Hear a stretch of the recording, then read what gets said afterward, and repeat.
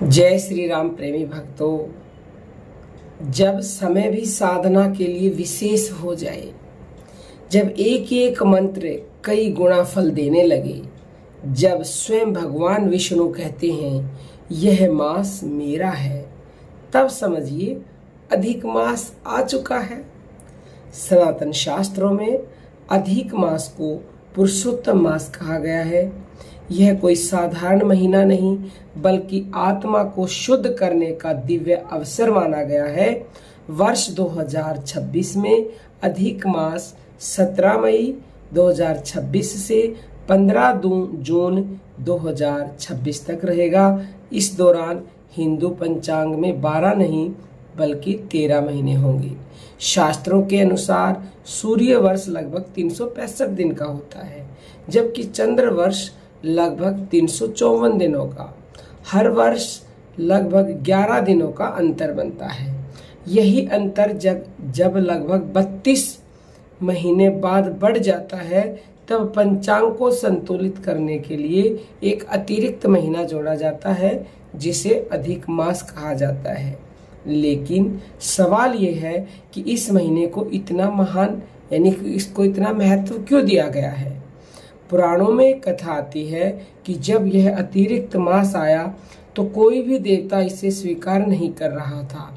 सभी इसे मल मास कहकर तुच्छ समझते थे। तब यह मास दुखी होकर भगवान विष्णु के पास पहुंचा। भगवान ने इसे अपने नाम से जोड़कर कहा, आज से यह पुरुषोत्तम मास कहलाएगा, और जो भी इस मास में नाम जप, भक्ति, दान और साधना करेगा उसे अनेक पुण्य फल मिलेगा।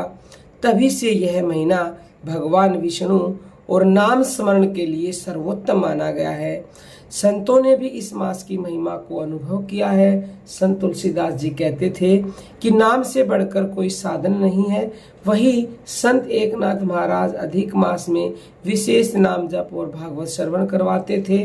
वृंदावन के अनेक संत इस पूरे महीने को आत्मिक रिचार्ज कहते थे।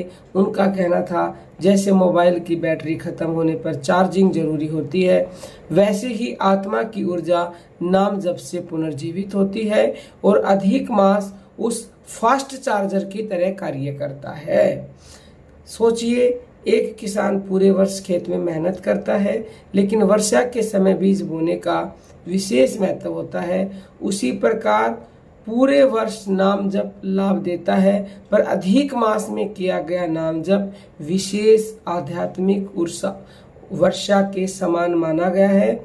इस समय मन जल्दी शांत होता है, साधना गहराई पकड़ती है और भीतर का विकार तेजी से साफ होने लगता है।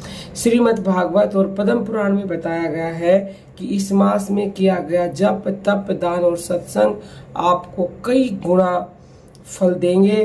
तो आप अधिक मास में एक नियम बनाएं कि हमें रोज इतने देर तक साधना करनी ही करनी है, यानी कि नाम जप करना ही करना है। और आप में सामर्थ्य है तो आप धन का दान करें, आप सेवा का दान करें, आप ज़्यादा से ज़्यादा सत्संग सुने, आप इन वीडियोस को शेयर करें। ये सब दान में आते हैं। तो नाम जप जो है आप किसी भी इष्ट का, अपने भगवान का कर सकते हैं जिसके ऊपर आपका विश्वास है, या फिर आपको गुरु मंत्र मिला हुआ है तो ज़्यादा से ज़्यादा अपने गुरु मंत्र का जप कीजिए। चलिए एक उदाहरण से समझते हैं।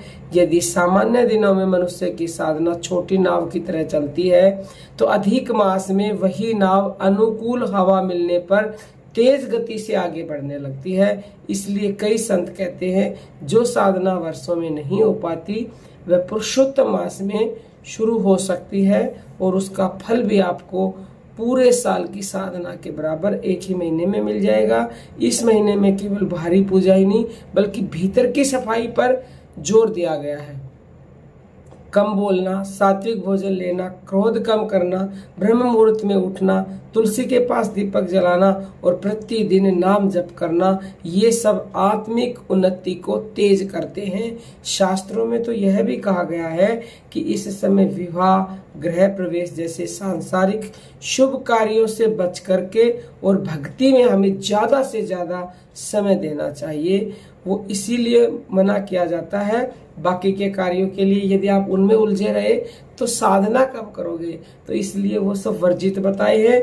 और ये अधिक मास केवल और केवल शुभ कर्मों के लिए है। और शुभ कर्म क्या है, भक्ति से बड़ा कोई शुभ कर्म नहीं है। यदि आप अधिक मास में प्रतिदिन भक्ति यानी कि नाम जप साधना करोगे तो बाकी के आपके कर्म अपने आप संवर जाएंगे। आज के समय में लोग मानसिक तनाव, भय, अनिद्रा और बेचैनी से परेशान रहते हैं, लेकिन संतों का अनुभव कहता है कि नाम जप केवल धार्मिक क्रिया नहीं है, बल्कि मन और चेतना को स्थिर करने की दिव्य प्रक्रिया है। अधिक मास उस प्रक्रिया को कई गुना प्रभावशाली बना देता है। इसलिए 2026 का यह अधिक मास केवल कैलेंडर का अतिरिक्त महीना नहीं है, यह आत्मा को भगवान से जोड़ने का विशेष आमंत्रण है। और जो इस समय को पहचान लेता है उसका जीवन भीतर से बदलना शुरू हो जाता है। तो आप कमेंट में अवश्य लिखिए कि क्या आपको ये जानकारी सही लगी है और क्या आप ये अधिक मास में नाम जप साधना करेंगे। तो इसी के साथ अब अपनी वाणी को विराम देते हैं। जय जय श्री राम।